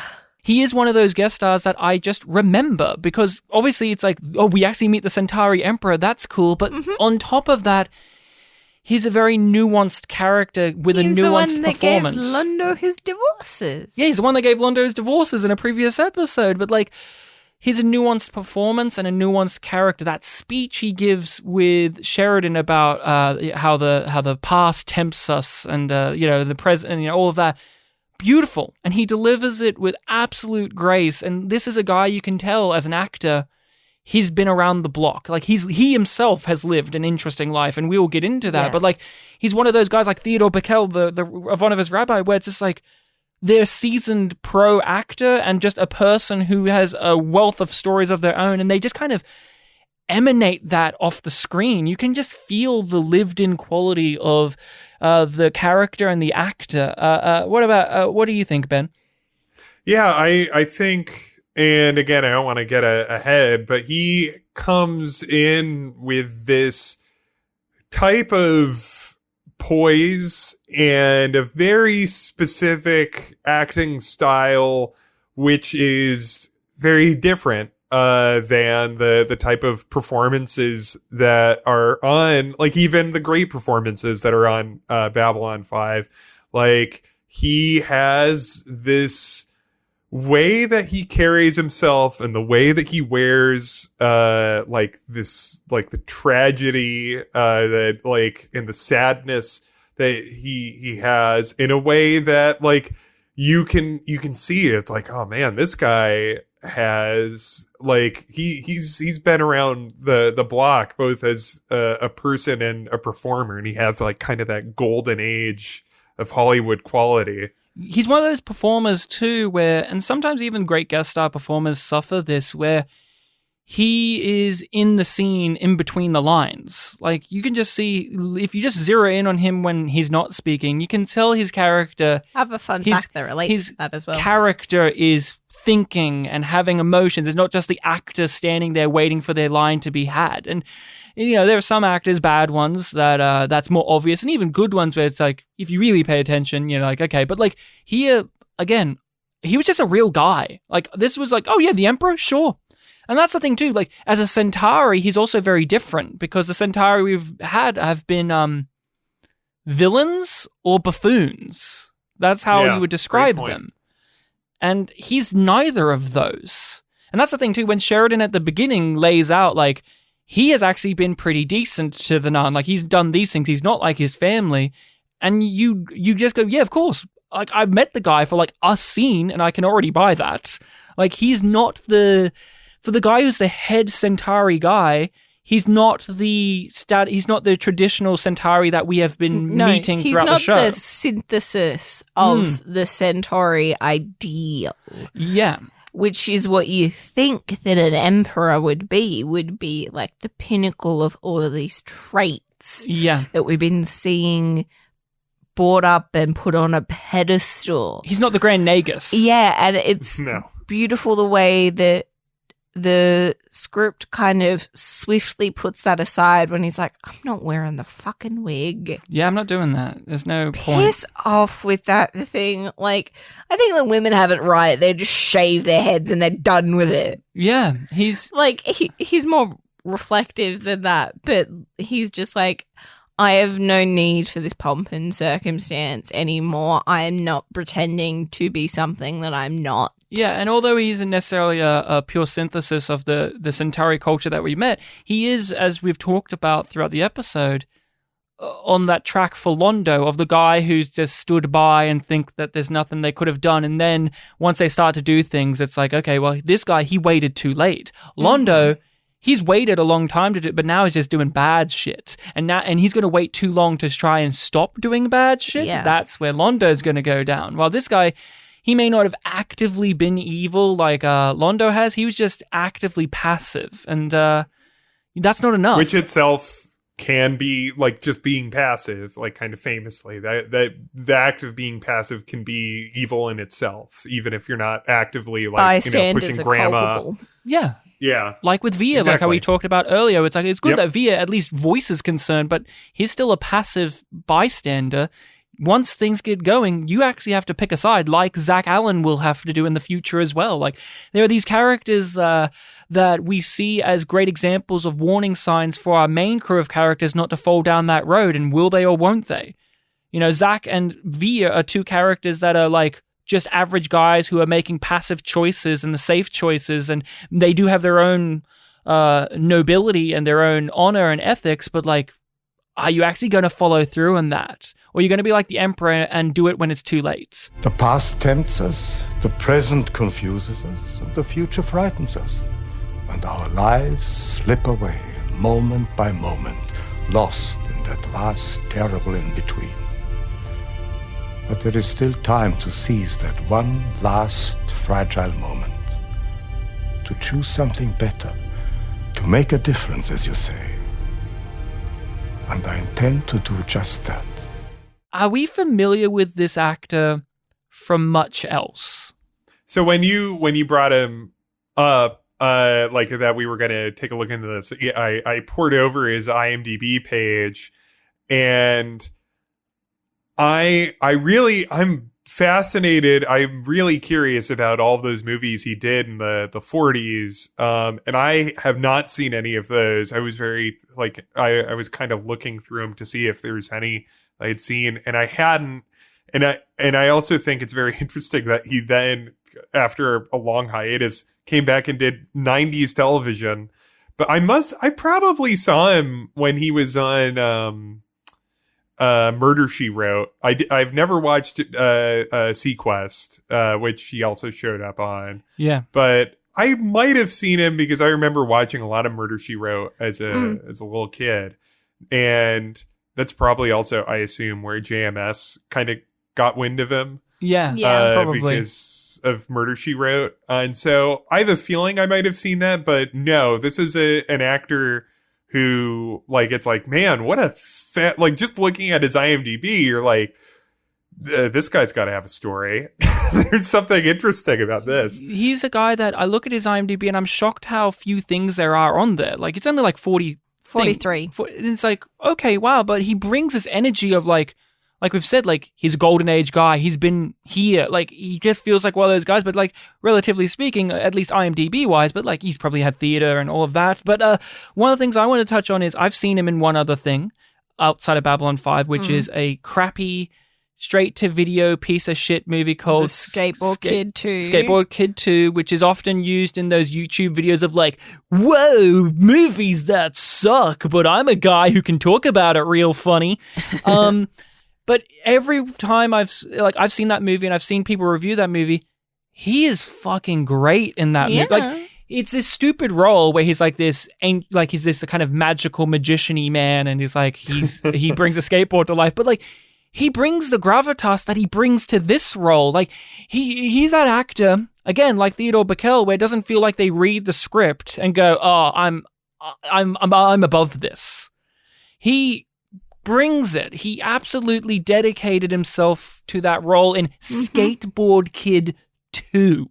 And he does it here in Babylon 5, and those are the actors that we really have to commend and love and praise. Of like, a lot of people, like other actors, like famously, next episode we'll talk about it, but Paul Winfield, he didn't really seem to look that favorably on the material of Gropos, and he didn't even learn his lines. You mean the last episode? No, the next one, and so I didn't know that. Where's that from? Jerry Doyle and Richard Biggs. Oh, okay. It's like Jerry Doyle didn't have a lot of nice things to say about a lot of people. But no, Richard Biggs, he liked Bruce. That's true. They did and get Tracy along. Scoggins. So, but like, like, he doesn't look down on this material, and that's something to really. That's what we also love about David Warner as well. Like, they're these I was going to say that. They're these great actors who will do these genre things because it's a bit of work.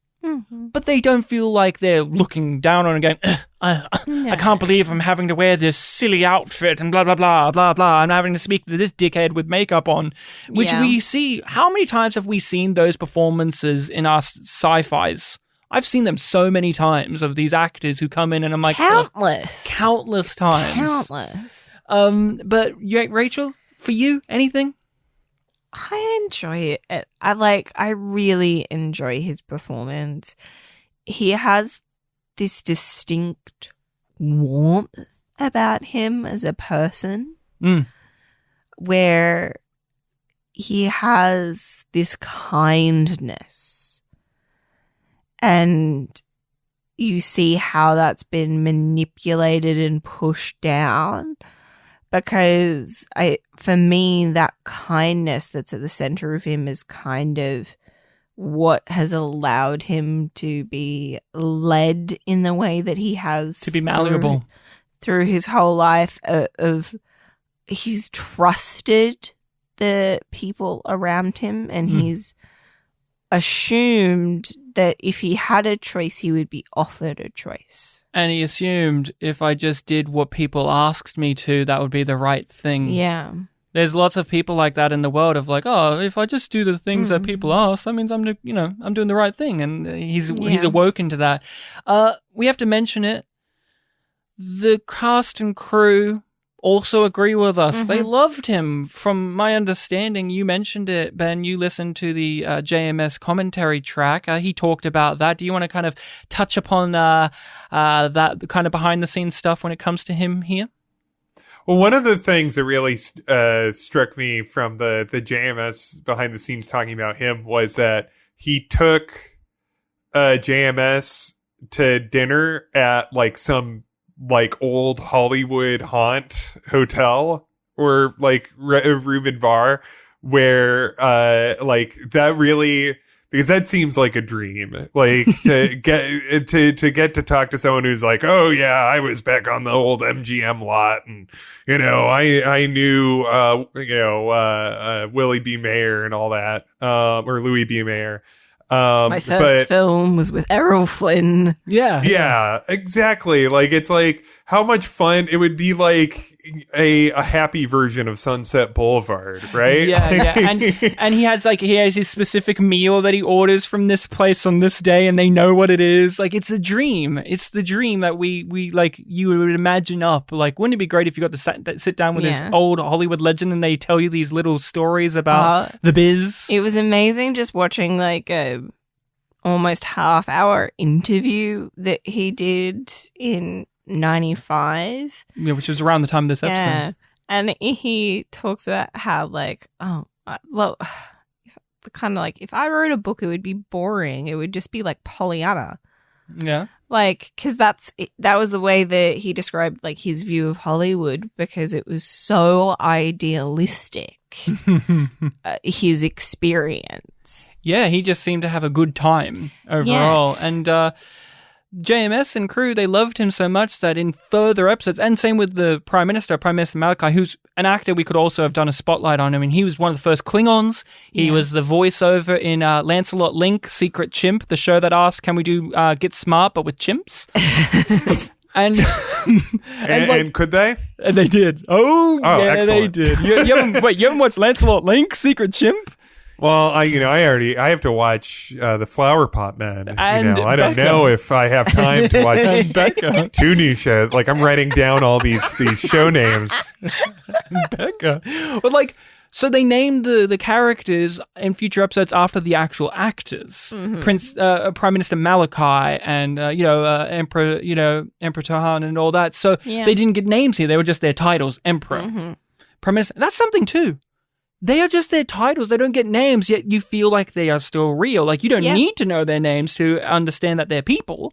And and then obviously he comes back in B5 because they loved him so much. The Emperor does. He gets to come back as one of the teachers for the Rangers in season 5, and he brings that dignity and that grace and that class and a warmth to the Minbari that we often don't get from a lot of actors for the Minbari. The Minbari are often very like Naroon, where they're like cold pricks and volatile and like snooty.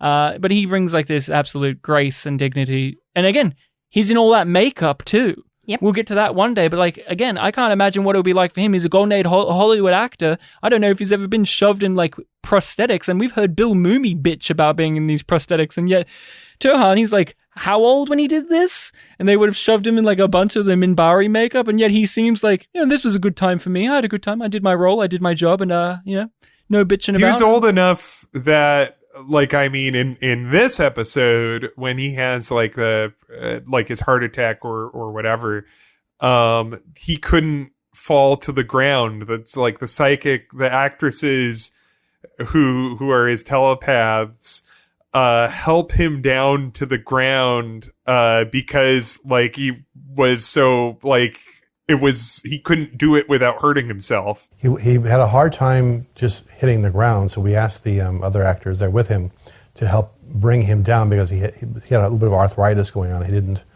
feel comfortable just falling, even if we put a mat there. So the other actresses helped him down.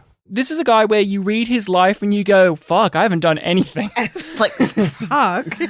Like, in the film The Thing, where it's like everyone loves the thing in The Thing? Yeah, The Thing. The prosthetics for The Thing is done by like Rob Bottin, and it's like he was only 23. Yeah. And you're like, I haven't fucking done anything. And this guy did like the best movie prosthetics in the history of cinema, and he was only 23. He also destroyed himself. That's fine. The Thing was worth it.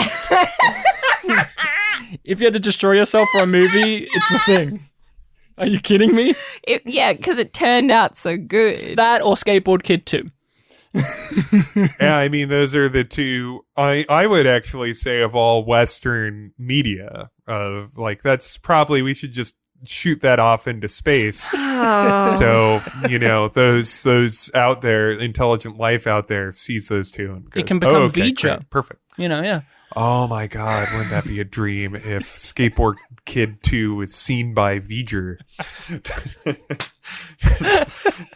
And Ryan, we have to know that if that was the case and they saw the poster and they're actually coming back to Earth to try and find that dog that's not even in the movie. Of Skateboard Kid 2, yeah. Yeah, what happened to the dog? Oh, they would get angry at us. V'ger would just destroy us.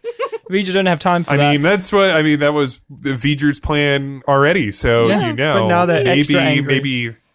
Oh, okay. Spock entering the orifice wouldn't have changed V'ger's mind. What? Oh, sorry, Aperture. Steve made me see that movie, and I'm still mad. He was like, he loves that fucking movie. Oh, I agree with Steve. I think it's a great. Yeah, I know. Yeah. It's because you like being bored. And no, I know. I think it's one of Shatner's greatest performances as Kirk. I'll just say that. I agree that you have a right to dislike it, but Wait, you don't like 10 minutes of them flying towards the Enterprise? Oh my God, is that the great Shatner performance, him just looking at the Enterprise for 80 minutes for the length of the film? No, that's short. The film's long. Yeah, I know. I saw it in a theater with Steve when they did like the 30 probably more than they gave you the TNG theme in that movie, so you have to thank it. It's unbelievable. It's unbelievable.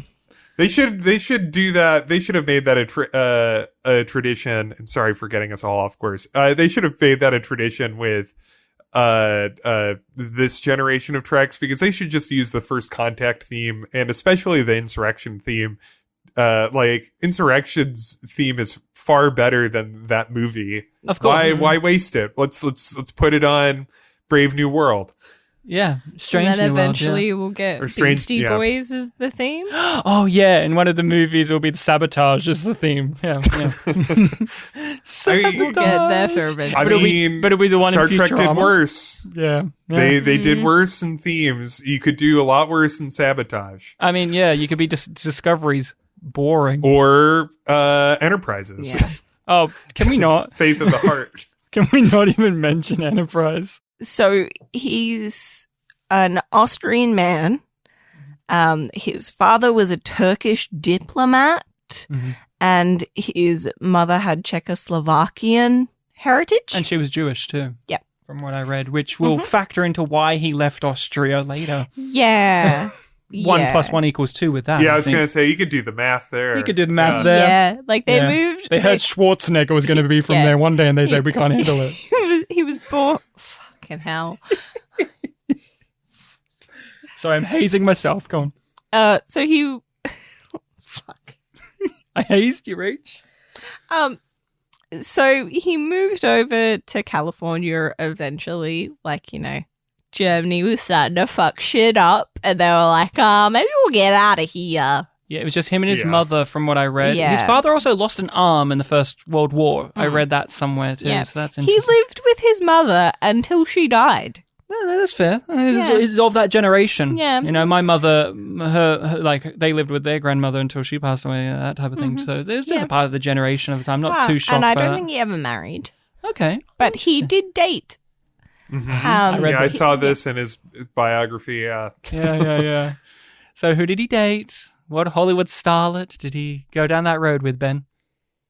I don't recall the name, and I don't have it pulled up. Who was it?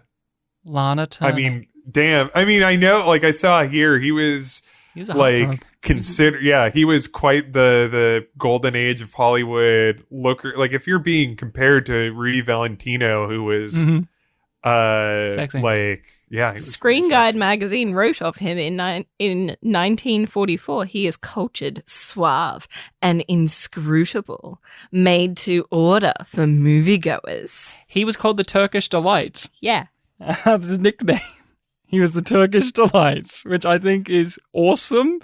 Keep Edmund away from him. Yeah. But yeah, Rachel, he has so many things. Like one of the things, okay, Rachel, you were reading his things, you were listening to things, and you're going like, oh my God. And I just said out loud, oh, did you get up to Albert Einstein?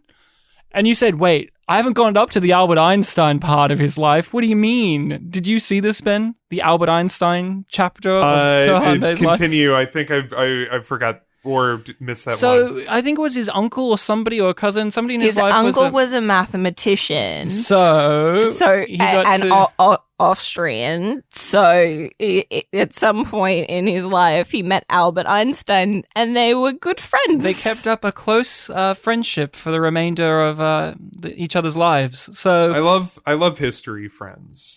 No, seriously, you're watching B5. Yeah. Could you just imagine you're watching this episode of B5 and just go, oh, that actor was best friends with Albert Einstein? Yeah.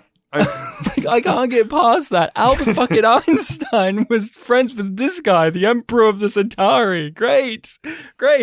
So after he moved to California, he did a few things, but then eventually when he was 19, he ended up with a contract with MGM. As you do. And this was after he'd done 4 months of drama school. Mm-hmm. And after 3 nights of doing a play that the drama school put on, MGM called him up and were like, hey, you want to be in this film with Errol Flynn? You got the stuff. This is what happens when you're just very sexy. Is like, this is just how that happens. Yeah. Like, this is an experience I'm unfamiliar with. Like, if you just have that sexiness, that's just people call you up and they're like, hi, do you want a job? Do you want your life to be defined by this? And it's like, yeah, sure, why not? Yeah. He had a quote where it's basically like, yeah, I was young and sexy, so everything was up. Everything was coming up. Everything was coming up to Hanbei. Yeah. When you're old, that will be the time for Skateboard Kid. Skateboard Kid 2. Yeah, sorry. To all the cast and crew of Skateboard Kid 1, I apologize. And 3 and 4 and 5 and whichever one where they went to Russia and had fun, whichever one that was. Yeah, he did a number of roles. He did a number of roles, including Arabian Nights, which is makes sense. Yeah, classic film, classic novel. Yep. Oh, yeah, he has a full novel. Was he the knight in Arabian Nights? The look of disdain on your face says it all. I felt it, and we don't have a video feed. I felt it halfway across the world. I just felt in a different time. We're connected like the telepaths. It's a different time zone. That's exactly it. We're both wearing veils. Well, I mean, I do that anytime I'm on a podcast. I wear a veil. So what's the deal on those veiled Centauri women who follow the Emperor around? Orlando says they're telepaths, raised together since birth. They're linked 24 hours a day, no matter how far apart they are. What one sees, the others see. He rose to fame during World War II when, like, all of the white people were off fighting the war. Ah, I see. So the studios were like, oh, we can have exotic people such as the Turkish Delight that is this actor. And Michael Ansara, the techno mage, he had the same thing, right? Where he was exotic enough to be in all these movies and shows around that time. We talked about that in Geometry of Shadows. And then after the end of the war, everybody was like, nah.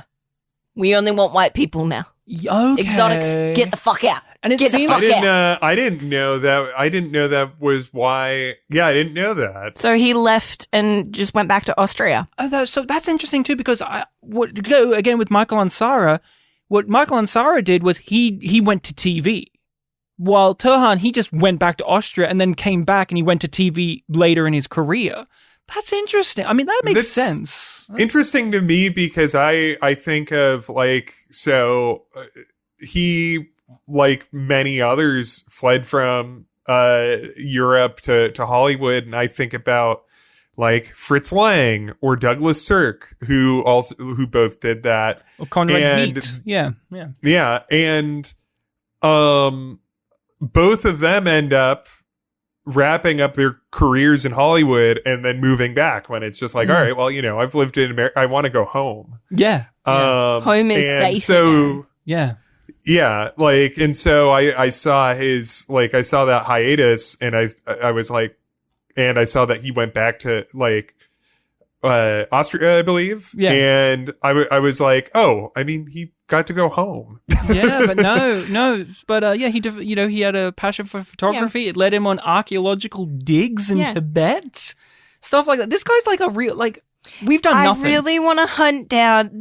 There was a documentary, I think a German one, that was made about him in the 80s. And I'm like, I want to see this full thing. I want to hunt it down. Yeah, and, his journeys through photography eventually led him to live in Vienna. And in the later years, he became more of a fashion photographer guy, while also doing acting here and there. Yeah, and he worked for, I think it was the Globe in New York as a photographer for a little while. But then he just kind of did it for fun more than commercial work. Yeah, and, obviously he's no longer with us. And when he passed away in 2012. And it was a bad time for the B5 community back then because he died like 2 days after Michael O'Hare passed away. So it was like these two figures in the B5 world just went one after the other, and the B5 cast has had a very bad time of it. A lot of them are no longer with us, and I remember what it was like then, like being there. It's like, well, Michael O'Hare, I was like, I couldn't even fathom the idea that one of the Captain Commander characters in my sci-fi show was no longer with us. But then like the next day it was like, oh, and another cast member. It was a rough time, but it was just something to mention there. Like, he did have a long, fruitful life. He unfortunately passed away from Parkinson's, but like he had a good time. He had a wealth of stories and evidently made a mark. And for people who just watched this episode of B5, he's just that one old guy who didn't wear the wig in that episode, and he's the old Emperor guy. But like, that's the thing I love about this spotlight section. We look at these people and it's like, wow. There's one role that I particularly want to bring up, because in the interview that I watched, he talked about a few different like big moments that he had. And this was before Skateboard Kid too. Yes. This was when he starred in The Dragon Seed. Okay. With Katharine Hepburn. Do you remember what's kind of notorious about this? No, I don't know anything. Oh no. I just looked it up. Ben, do you want to fill Ryan and the audience in on, what's distinctive about The Dragon Seed and Katharine Hepburn's decision? Oh, is she in Yellowface? Yeah. Yeah. No. And so Johan Bay's talking about working with a great actress in Yellowface? Yeah. And how it's like a low point for him? No. He was honored? No, he... she gave him a distinct piece of advice. One that you could see work. No, it's nice. Okay. She Remember, gave good he advice. had a Pollyanna experience. Oh, he had a good time. Yeah. She was like, Dahan, you are a good actor, but you don't listen. And he realized that he needed to listen while the other people were performing, not just waiting to say his line, and to show that he's having the thought before he speaks. And that's what he realized, and that's what Katharine Hepburn's advice gave him. Now, remember, she's saying this while wearing yellowface in front of him, so maybe he was distracted. Well, it's a black and white film, so it's more just that, like, they've pulled her temples. Oh, that back makes a it bit. better than Rachel, of course. So I'm gonna close IMDb now. I was supposed to listen to what she said. I was just waiting for my cue. Right. There was no expression on my face. No reaction. There was no reaction in my eyes. And from then on, from all the future times on, I always remembered what Katharine told me. Stuck in your mind. It stuck in my mind, and she was so right. You got to listen to the actor, what they're saying, and you react. And not only that, but when you speak, the thought has to be first. The thought has to be in your eyes, and then the words follow. This is a formality at this point, but what would we rate this episode? Yum being bad or Yum Yum being good? Rachel? Yum Yum. Yum Yum. Yum Yum. Yum Yum. You said it with authority and conviction. Did you lick your lips, though? You said it? I did. My lips are no longer dry. And that moisture's coming through. Yep. I give this one a yum yum. Yum yum. But we are not done. We have to talk about what we are going to be watching next time on Yum Yum 5, in which we are looking at what is up for us. We got the DVD description in front of us. Rachel, you've got it. What are we watching next time on Babylon 5? On the next Babylon 5. Next week, we will be returning to cover Gropos. The station is a neutral point of call in the Centauri 9 war. So why has General Franklin, Paul Winfield, brought 2,500 infantry troops, Gropos, or ground pounders, abroad for immediate billeting? Gropos, Franklin drama, family issues. Should be a fun time. Can't wait to look into that one. I can't wait to actually talk. I mean, Lou. It's the final Lou episode. I don't know how I'm going to feel. I may cry. Rachel is already forming tears in her eyes, thinking about it. It's a Larry episode. Will Larry DiTilio visit the studio? Don't know. No, he doesn't get cake, but he helps Garibaldi get something. So we'll get into that next time. Not Well, really. He tries. It's Garibaldi's fault. We'll get into it. Ben, where can people find you and your podcast on the internet? You can look us up. It's the Last Best Babylon 5 podcast or Last Best B5 on Twitter or Instagram. Yep, you are on there and you're doing all those things.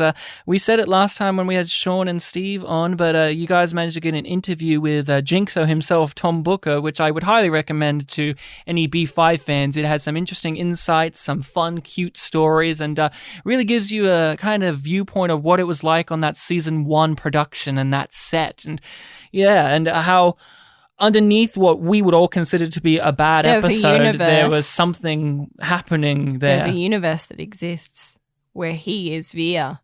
Yeah, there's a universe where Tom Booker could have been Via. Tom Booker would have been in this scene where it's just don't do this. Don't do this, Londo. Now, can you imagine it? Don't do it, Londo. No, don't. I did think that when I watched it this time. I sincerely thought about that. I was like, what would it be like if Tom Booker was in this scene? What I say is, I don't know. You've got the Tom Booker hotline. I'm not saying you should send him the script to that scene and just, get him to do it for you. Self-tape. Yeah, get him to do it for you. Dance, monkey, dance. But yeah, But people will have the information for the Last Best B5 podcast in the description, as well as our own stuff. You can find us on all the social media platforms of your choice. YumYumPod or YumYumPodcast. We're always posting on there, interacting. We interact with the B5 boys, the Babylon boys. So that's a fun time. You can see us having little tit for tats on the interwebs. We have a email in which you can email us at yumyumpod@gmail.com. If you have any questions, queries, concerns, or things you want to send our way, we also have a Patreon in which you can support us. Use your, what's this thing? Money? To support us and get extra bonus content. We accept dollars, not credits. Dollary dues is the preferred method. But we have content on there. We've done all the Star Trek movies, Ben, so we actually did talk about Insurrection, and we talked about its music. We are doing the X-Men films currently, going through those Fox X-Men movies, including Deadpool and the Wolverine movies. And one day we'll do, what's it called? New Mutants, a movie that I think no one saw, but we'll see it one day. And we have... I think at this point we've done all of the best and worst rated episodes of any given Star Trek according to IMDb. So you can hear our takes on all of those. So that will be good. And we just have episodes where we give our thoughts on random pieces of media, whether it's podcasts, TV shows, movies, board games, all that. It's a grand old time. Join us, be a yumling, and come aboard if you have the means to do so. But that is it from all of us. Ben, you're a B5 fan.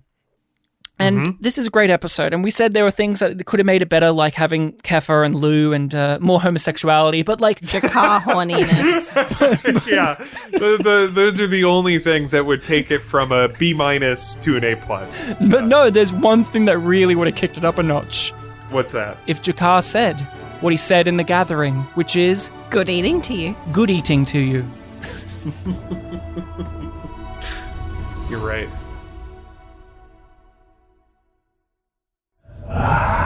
Mr. Kelly.